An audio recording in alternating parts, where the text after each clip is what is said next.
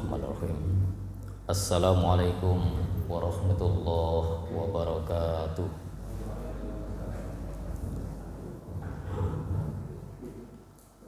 Alhamdulillah. Alhamdulillahilladzi hadana lihada wa ma kunna linahtadiya laula an hadanallah. Asyhadu an la ilaha illallah wahdahu la syarikalah wa asyhadu anna Muhammadan abduhu wa rasuluh. Allahumma salli wa sallim ala nabiyyina Muhammadin wa ala alihi wa sahbihi ajma'in, amma ba'du. Ayyuhal hadirun wal hadirat, jamaah salat subuh yang dimuliakan Allah.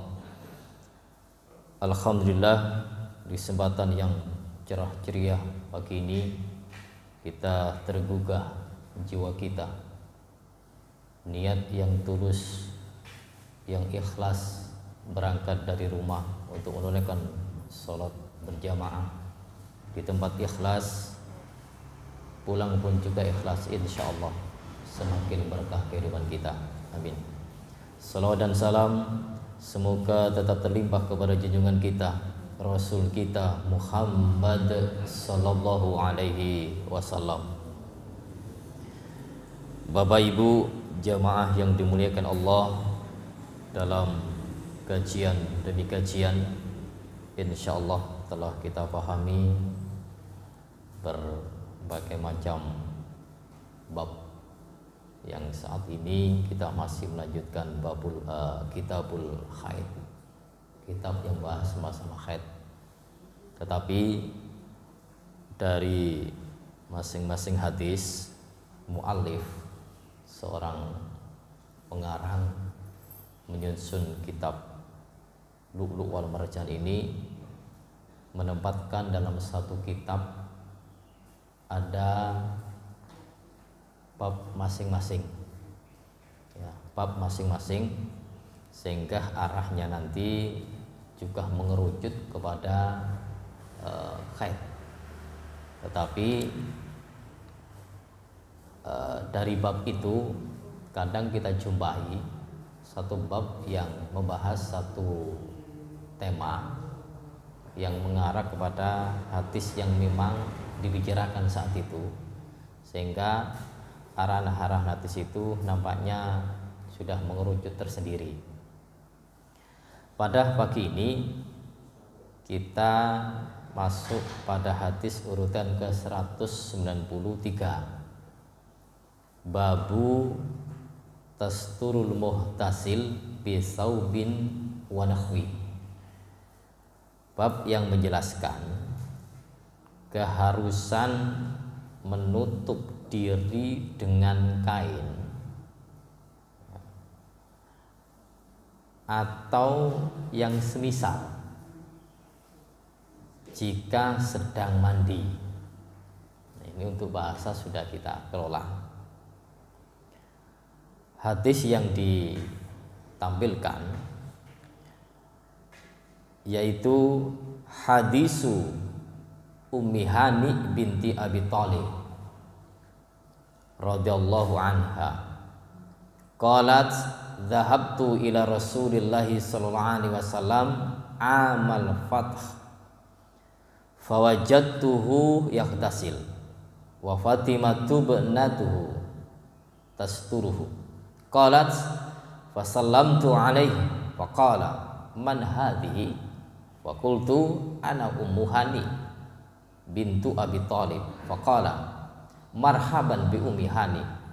Falamma faragha min ghuslihi qama fa shalat 8 rakaat multakhifan fi saubin wahid. Falamma sarafa, ketika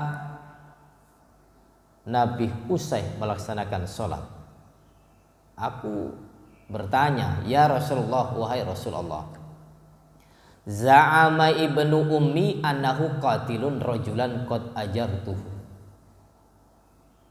Putra ibuku mengaku bahwasannya beliau akan membunuh seorang laki-laki yang sudah saya kasih jaminan keamanan, yaitu Fulana ibna Hubairah, yang bernama Fulan bin Hubairah. Faqala Rasul sallallahu alaihi wasallam, maka Rasul sallallahu alaihi wasallam mengatakan, qad ajarna man ajarti ya Ummi Hani, sungguh kami telah memberi jaminan kepada orang yang engkau beri jaminan keamanan, wahai Ummu Hani. Qalat Ummu Hani mengatakan, wa dzaka duha, itu terjadi di waktu duha. Akhrajahul Bukhari. Hadis yang diriwayatkan oleh Imam Bukhari. Baik, kita telaah dan kita fahami dari satu hadis nomor urut 193, bab yang menjelaskan keharusan seseorang ketika mandi itu menutup dengan kain atau yang semisal. Hadis yang ditampilkan, hadis ini bersumber dari sahabiah Ummu Hani putri Abu Thalib. Ummu Hani putri Abu Thalib. Beliau termasuk seorang perawi hadis yang membawa hadis dari Rasul SAW.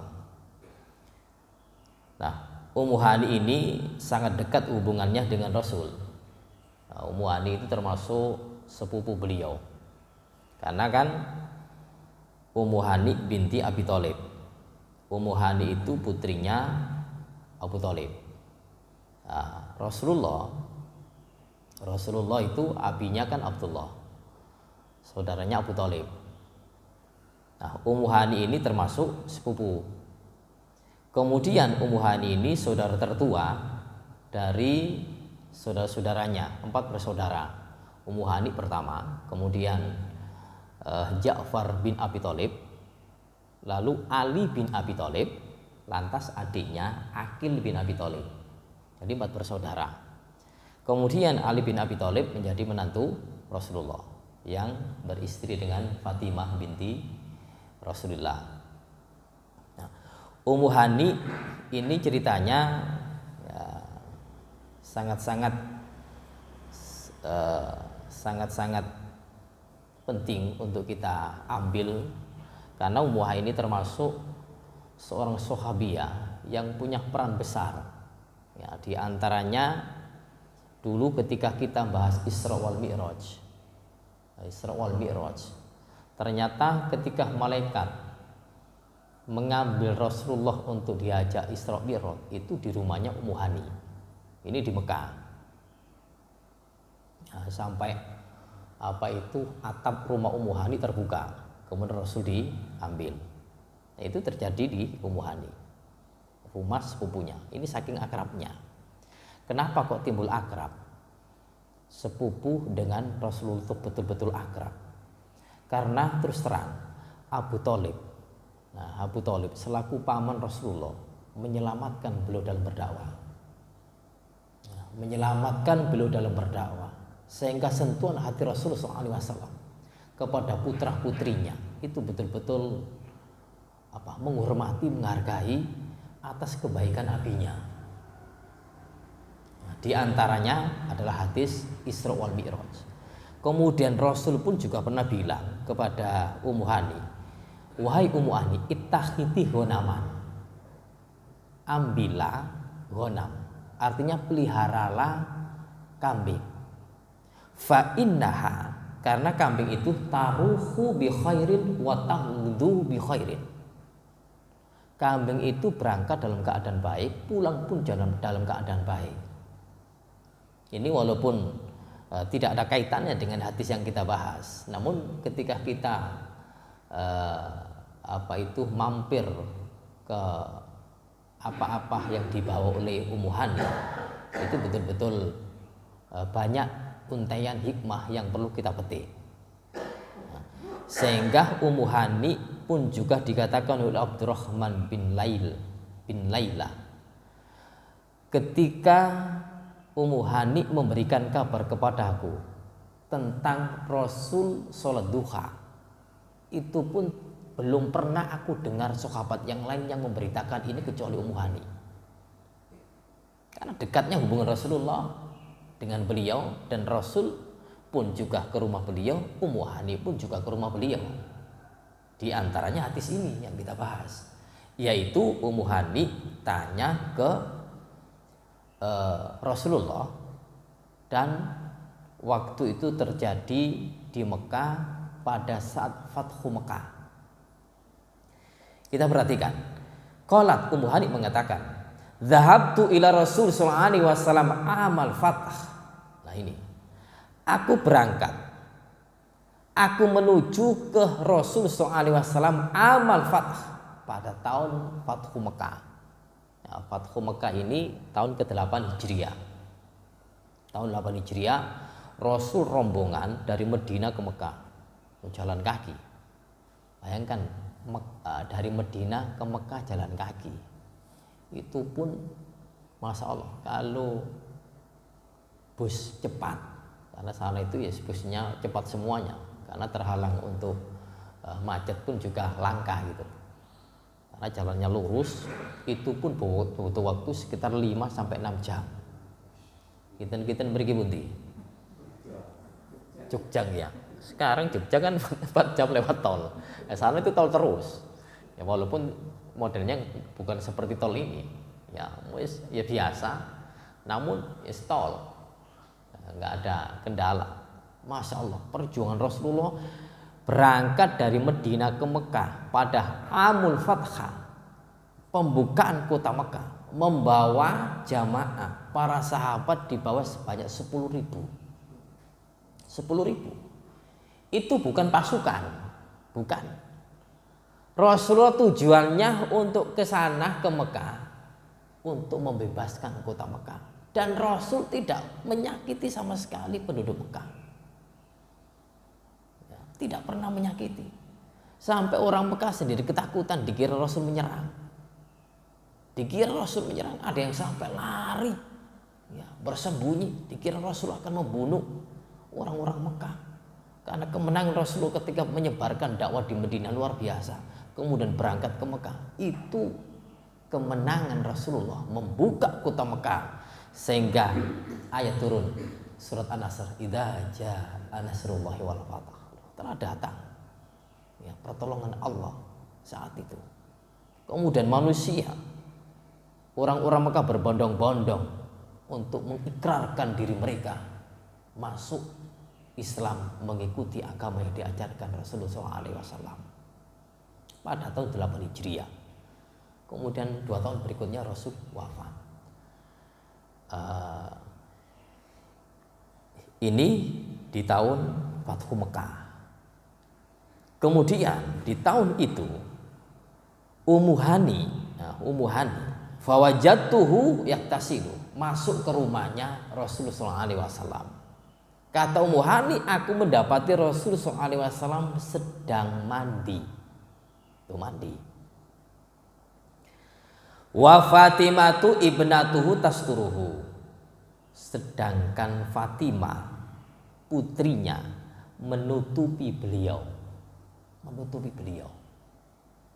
Kita bayangkan, begitu tawaduknya dan juga begitu bahasanya mirisnya rumah Rasulullah SAW. Mandi saja nggak ada tempat untuk kayak kamar mandi, kemudian seperti sekarang ya, bangunan kamar mandi khusus ya, apalagi orang sekarang pakai shower itu nggak ada sana itu. Bayangkan tembok aja ditutupi dengan kain oleh Fatimah putrinya. Nah ini yang menutupi putrinya. Nah maknanya bahwa kalau ada seorang yang mandi, ini masalah vital, ya masalah vital. Mungkin tidak ada niatan, mungkin tersingkap atau mungkin tidak. Tapi bahasanya ketika seorang itu menutupi, hendaknya betul-betul menutupi dengan cara yang serius. Ojo sampai ngintip. Ya, jangan. Ummu Hani seorang putrinya pun juga menutupi Rasul SAW akan malunya. Ya, tubuh beliau yang semestinya itu nampak, tapi putrinya betul-betul menutupi beliau walaupun saat itu ada tamu. Ya, ditutupi. Lah tahu bahwa tamunya itu mandi, tamunya itu tahu bahwa Rasulullah itu sedang mandi. Nah, tahu. Sehingga rumah beliau sangat sempit, sangat kecil, sangat pas, dan mandi itu pun betul-betul diketahui oleh seorang tamu ketika masuk ke rumah beliau. Kemudian qalat Ummu Hani mengatakan, fasallamtu alaihi, maka aku mengucapkan salam kepadanya. Tuh, aku mengucapkan salam kepadanya. Rasul mandi, Ummu Hani datang mengucapkan salam. Apa respon Rasul? Faqala man hadhihi, siapa ini? Fakultu ana Ummu Hani bintu Abi Thalib, saya adalah Ummu Hani putrinya Abu Thalib. Maka jawab Rasulullah, faqala marhaban bi Ummi Hani, selamat datang wahai Ummu Hani. Mandi Rasulullah yang perlu kita ingat adalah mandi seperti apakah itu. Ternyata dalam hadis riwayat Abu Dawud, riwayat Imam Baihaqi, faja'ala wajhi wa hajurul ghubar, Rasul datang untuk mandi itu wajahnya, nah wajahnya atau mukanya wahajul ghubar, penuh dengan debu. Penuh dengan debu. Fa'amara Fatimah antas kubah lahu wuslan, maka Rasul memerintah kepada Fatimah untuk menuangkan air, fungsinya untuk mandi. Jadi bahasanya itu kalau kita telah mandi beliau itu adalah mandi-mandi biasa, karena debu yang mengotori beliau. Kondisi Mekah saat itu bukan seperti sekarang. Kalau masuk ke wilayah Mekah, kemudian apalagi berdekatan dengan Masjidil Haram yang sekarang sudah aspal semuanya, halaman Masjidil Haram itu.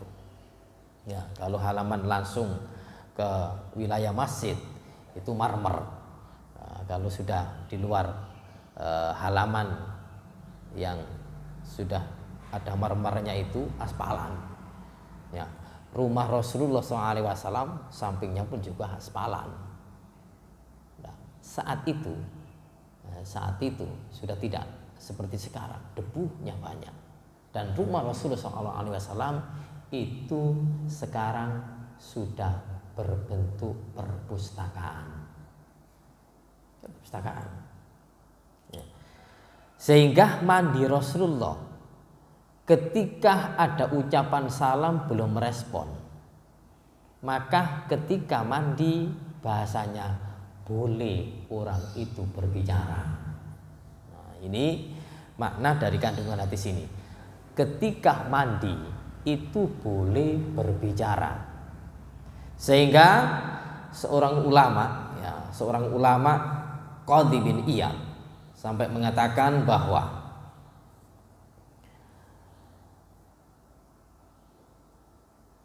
ketika kaum muslimin membolehkan untuk menjawab salam pada saat orang itu mandi ataupun wudhu, tetapi kata beliau sebaiknya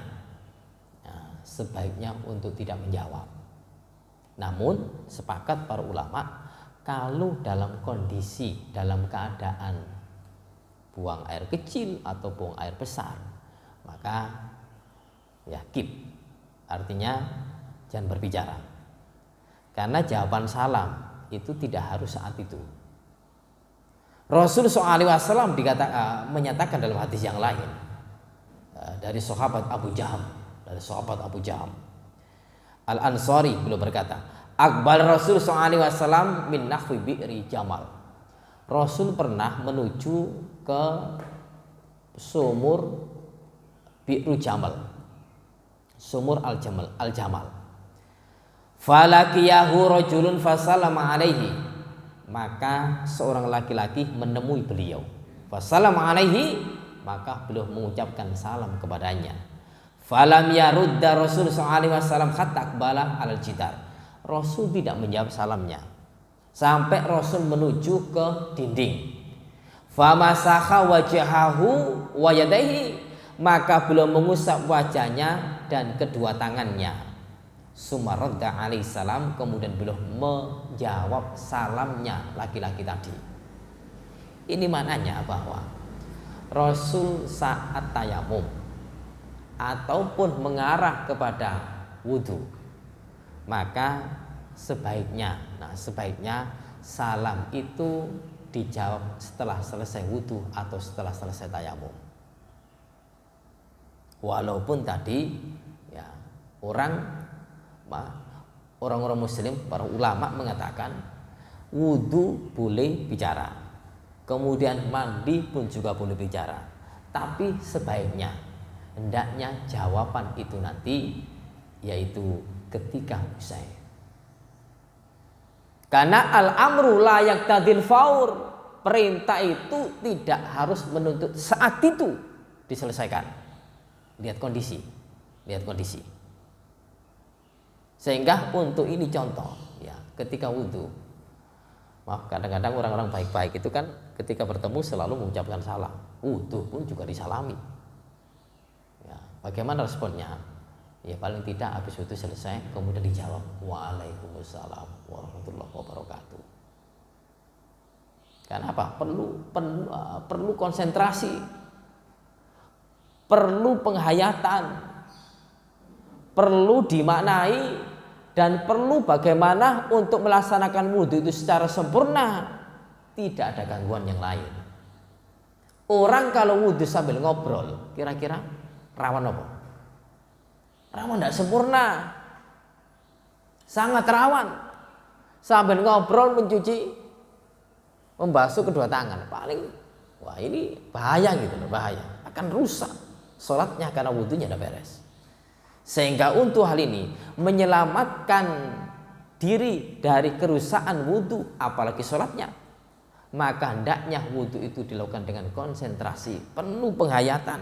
Bagaimana membasuh tangan itu sampai kedua siku-siku secara tepat, bagaimana membasuh muka, bagaimana membasuh kaki pun juga demikian. Kalau saat ngobrol tidak akan konsentrasi, tidak akan konsentrasi. Ini efek kalau ngobrol itu ya sudah nggak terasa. Padahal itu ada kesalahan. Kita ngobrol kadang-kadang ngobrol di tengah jalan, di pinggir jalan, itu tidak terasa, buang-buang waktu.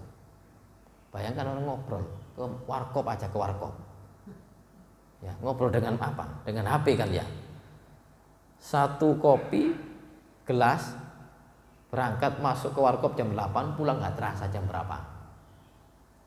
Malam 2 jam nggak terasa, hanya kopi satu gelas, diminum nggak terasa, loh kok habis. Memang konsentrasinya ke HP. Nah ini yang perlu kita telah, bahwa diri kita itu kadang-kadang terlena dengan waktu, terlena dengan sebuah konsentrasi yang semestinya hendaknya bisa difokuskan, sehingga apa yang kita lakukan itu betul-betul terfokus dan bisa sempurna. Apalagi urusan wudhu. Kalau urusan wudhu sambil pekerjaan yang lain, hati-hati, rawan orang itu tidak akan bisa sempurna untuk melaksanakan wudhu itu. Demikian juga mandi, rawan tidak akan sempurna. Tapi mandi tadi kan mandi biasa, tidak apa-apa itu. Sehingga Rasul mencontohkan. Tapi kalau nanti mandinya itu mandi jinabat, mandi jinabat, apalagi pingin yang sempurna, ada wudhunya, ngobrol dengan temannya, ini kamar mandi, ini kamar mandi. Lu tidak tahu, ini saya tadi sudah mau basuh kepala atau enggak, batal wudhu, batal mandinya itu. Nah, ini yang perlu kita telaah dengan sedetail mungkin, bahwa mandi Rasul SAW sampai beliau mau merespon, mau menjawab, ya menjawab terhadap salamnya Ummu Hani, walaupun di sini dijelaskan langsung diresponnya itu marhaban bi Ummi Hani. Nah di dalam hadis yang lain Rasulullah SAW itu kalau salam ya selalu dijawab, ya, selalu dijawab. Sehingga pada hadis yang lain tadi ketika tayamum pun juga setelah tayamum beliau jawab. Ya, kemudian di waktu Fathu Mekah, insya Allah waktu Fathu Mekah juga Rasulullah disalami oleh orang Yahudi. Ucapannya assalamu alaikum, asamu, ya, bahaya ini, asam, mati engkau, celaka engkau. Aisyah berada di sampingnya. Aisyah bilang, Rasul, sudah engkau balas salamnya orang tadi? Jawab Rasulullah, sudah. Saking sakitnya hati Aisyah ketika Rasul dibilang asamu, celaka engkau. Nah, kemudian apa jawab Rasulullah? Sudah Aisyah, sudah. Saya jawab. Apa jawaban Rasulullah dengan pelan-pelan? Waalaikum. Waalaikum. Sudah, terserah Anda. Nah, ini artinya doa yang tidak baik bahasanya kita pasrahkan kepada Allah Subhanahu wa taala. Tapi untuk jawaban salam ini pun juga nanti rembetnya kita didoakan, sama-sama mendoakan, malaikat pun juga mendoakan. Makanya kalau sedikit mengutip tentang hati salam, salam itu kan lengkapnya assalamualaikum warahmatullahi wabarakatuh. Kalau lengkap, hendaknya yang jawab itu setidaknya juga menghormati lengkap. Waalaikumsalam warahmatullahi wabarakatuh. Nah, 30 nilainya. Assalamualaikum warahmatullah. Jawabannya assalamualaikum warahmatullah. 20 nilainya. Assalamualaikum dijawab waalaikumsalam. 10 nilainya. Berarti salam itu ada berapa tingkatan? 3 tingkatan. Yang paling pendek assalamualaikum 10, assalamualaikum warahmatullah 20, assalamualaikum warahmatullahi wabarakatuh 30 kebaikan yang disampaikan Rasulullah SAW. Nah, kita kembali kepada hadis yang tadi. Rasul saat mandi dia salami oleh Ummu Hani, kemudian Rasul menjawab, falamma faragha min ghuslihi, maka tatkala usai dari mandinya, qama fa shalla thamaniyah, maka Rasul salat sebanyak 8 rakaat.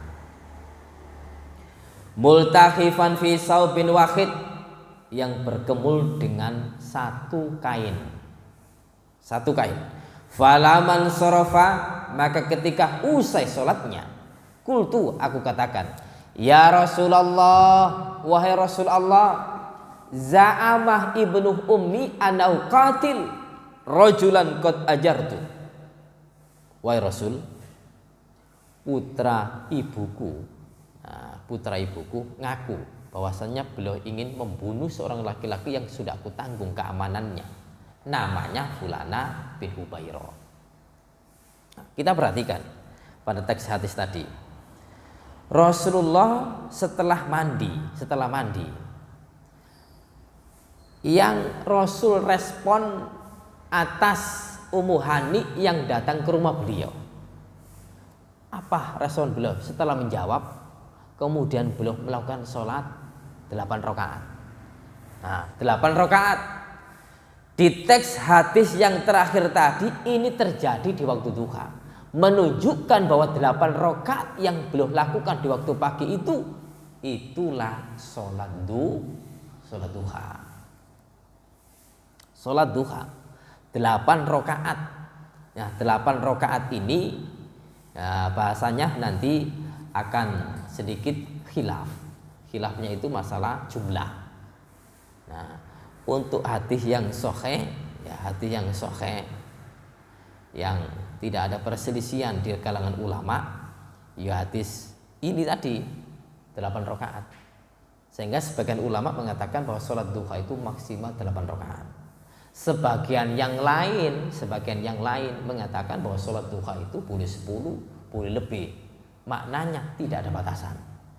Untuk hal ini kami memilih bahwa sholat duha itu paling banyak 8. Walaupun sebagian yang lain ada yang 10, ada yang lebih. Kami menghormati, cuma untuk pendapat ini kami condong kepada yang 8. 8 rakaat, teknisnya 2 salam, 2 salam, 2 salam, 2 salam. Nah, dikatakan dalam hadis, yusbihu ala kulli sulamaih min ahadikum shadaqah. Setiap pagi persendian salah seorang di antara kamu itu butuh sedekah. Fakulu tasbihatin sedekah, maka setiap tasbih subhanallah, orang mengucapkan kalimat tasbih itu merupakan sedekah. Wa kullu tahlilah sedekah, dan setiap tahlil la ilaha illallah itu sedekah. Wa takbirah sedekah, ucapan takbir sedekah. Wa tahmidah sedekah, ucapan tahmid alhamdulillah itu sedekah. Wa amara ma'ruf sedekah, memerintah kepada yang baik itu sedekah. Wa naha an mungkarin sedekah, dan mencegah dari yang mungkar itu sedekah. Wa yujzi ahadukum min dzalika kulli raka'atin yarka'uma ad-duha, maka cukup salah seorang di antara kalian, maknanya mensedekoi setiap persendian manusia yang jumlahnya 360.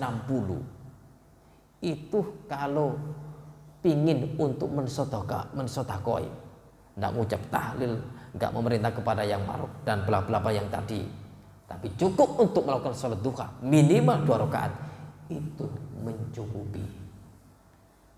Hadis ini bermakna bahwa sholat duha minimal 2 rakaat. Minimal 2 rakaat. Kalau sudah disebutkan Rasulullah yusbihu ala kulli sulamaini, pagi-pagi itu setiap persendian salah seorang di antara kamu itu butuh sedekah. Kalau kita sudah mengucapkan tahlil, mengucapkan yang baik-baik, itu sedekah. Tapi disimpulkan bahwa seseorang itu dianjurkan, anjuran untuk mensedekahai setiap persendian tadi dengan melakukan sholat duha sebanyak 2 rakaat. Kapan itu? Amat sangat mulia, amat sangat baik kalau dilakukan setiap hari. Walau hukumnya sunnah, karena respon kita itu adalah memberikan sedekah kepada setiap tulang rusuk, setiap persendian yang ada dalam diri kita itu sebanyak 360. Dalam hadis pun juga demikian, diteliti oleh para kedokteran, memang sebanyak itu 360 persendian yang dimiliki oleh setiap manusia dan butuh sedekah setiap hari. Maka cukupkan, bahasanya sholat duha minimal 2. Kalau Rasul 8 rakaat beliau lakukan. Rasul selaku contoh, selaku uswatun hasanah, disaksikan oleh Ummu Hani, beliau sholat 8 rakaat. Bertamu ke rumahnya Rasulullah, sepupu beliau datang ke rumahnya, beliau ketika mengucapkan salam direspon, kemudian melakukan sholat dulu. Sholat dulu. Habis sholat baru Ummu Hani tanya. Nah, ini seorang Rasulullah. Ummu Hani tanya, pertanyaannya apa? Za'ama ibnu ummi anau qatilun rajulan qad ajartuhu. Putra Umi, putra ibuku, mengaku bahwasanya beliau itu akan membunuh seorang laki-laki yang sudah aku tanggung jaminan keamanan. Yang dimaksud siapa? Putra dari ibunya itu. Bahasanya saudaranya sendiri, saudara kandungnya sendiri, yaitu Ali bin Abi Thalib. Ali bin Abi Thalib mengetahui Ummu Hani menanggung jaminan keamanan seorang laki-laki kafir. Seorang laki-laki kafir. Maunya secara umum bahwa seorang laki-laki kafir saat itu, nah, boleh dibunuh. Boleh dibunuh. Namun apa kata Rasulullah? Faqala Rasul sallallahu alaihi wasallam, maka Rasul menjawab, qad ajarna man ajarti ya Ummi Hani. Wahai Ummi Hani, kami telah memberi jaminan kepada orang yang engkau juga memberikan jaminan. Ini maknanya Ali bin Abi Thalib menggebu-gebu ingin membunuh orang kafir yang sudah ditanggung keamanan oleh Ummu Hani tadi. Ternyata di dalam penjelasan yang lain Ali bin Abi Thalib memang belum tahu. Nah, memang belum tahu tentang yang disampaikan Rasul SAW ini. Makanya Ummu Hani tanya ke Rasul. Respon Ali bin Abi Thalib seperti itu. Lah Rasul pun juga tidak membolehkan. Loh, jangan berbuat yang sedemikian ini. Ali bin Abi Thalib juga nggak boleh. Ternyata nggak jadi. Nggak jadi. Sehingga apa? Dijelaskan dalam satu hadis. Dalam satu hadis riwayat Bukhari. Zimmatul muslimin wahidatun yas'abiya adanahu. Perjanjian memberikan jaminan keamanan kaum muslimin adalah satu perjanjian. Itu berlaku meski yang memberikan seorang yang paling rendah. Maksudnya di zaman itu ketika ada orang kafir yang tidak menyerang, yang tidak memerangi, artinya orang kafir yang perlu dinaungi, orang Kristen yang tidak mengganggu, orang Yahudi yang tidak mengganggu, maka itu wajib hukumnya untuk kita jamin keamanannya. Ini maksudnya apa? Pada saat Fathu Mekah, jaminan keamanan kepada kafir dzimmi itu belum menyeluruh. Nah, belum menyeluruh.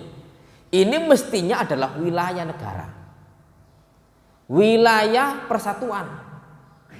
Makanya kalau sudah masuk seperti negara-negara yang sudah tersusun saat ini, Indonesia pun juga menjamin keamanan kepada orang non-muslim yang tidak memerangi kepada kaum muslimin, sehingga hidup di negara kita ini rukun damai.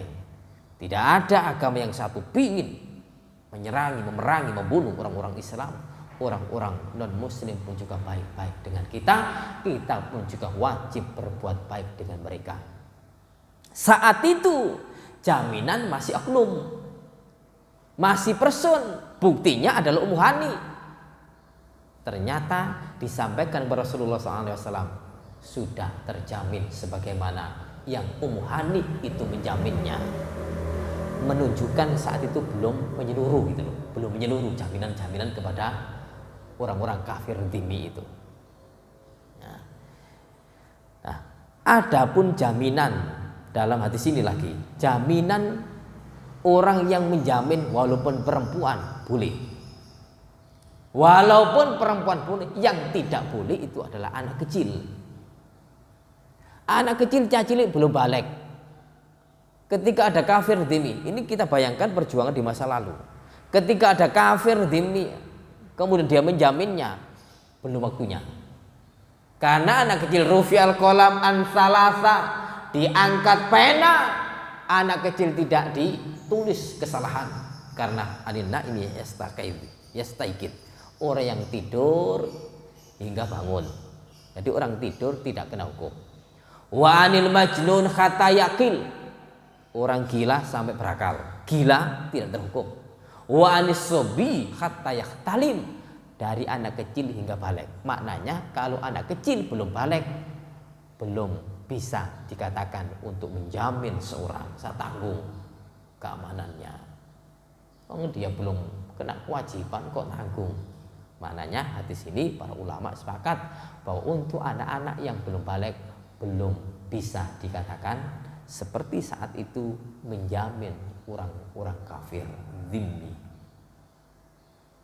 Nah, Ini kemudian di hadis tadi